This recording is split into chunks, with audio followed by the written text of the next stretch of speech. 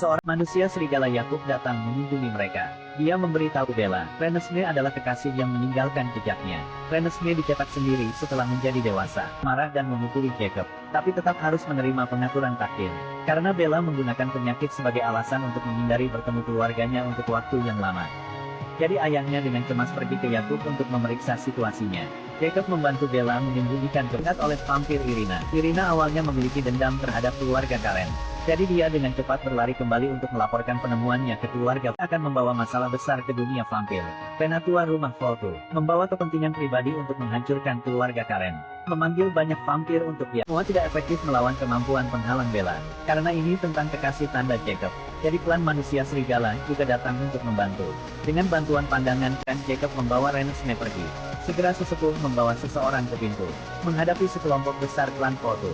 Orang-orang yang bersama Edward semuanya sangat berkan. Jadi ketika yang lebih tua merasakannya, garis keturunan manusia Renesmee sangat mengagumkan. Dia memerintahkan Irina untuk dibakar sampai mati karena memberi pada bawahannya untuk menyerang Edward secara mental.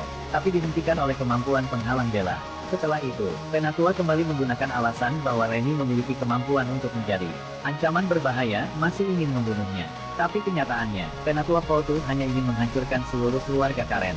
Pada titik ini, Alice dengan cepat berbalik dan menyuruh semua orang untuk melarikan diri. Pertarungannya intens. Renesmee diambil dari medan perang oleh manusia serigala. Bagaimana dengan vampir lain dari klan Karen dan manusia serigala? Memulai perang melawan klan Voltu. Apakah Anda punya pilihan untuk bersama Edward? Review film berakhir di sini. Sampai jumpa semuanya.